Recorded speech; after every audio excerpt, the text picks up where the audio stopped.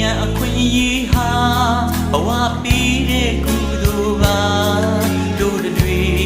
တစ်သလုံးနဲ့ချစ်ကြမှာပျော်ရွှင်စရာဘဝကလေးနဲ့ဝေးခဲ့ချိန်နောက်ပိုင်းမှာအချစ်ဆုံးကလေးကိုတစ်သလုံးနဲ့တတိယနေတဲ့ရင်ထဲမှာပြန်လေကဆုံးတွေ့ခြင်းအိမ်မက်ဖြစ်မဲ့စင်မှာ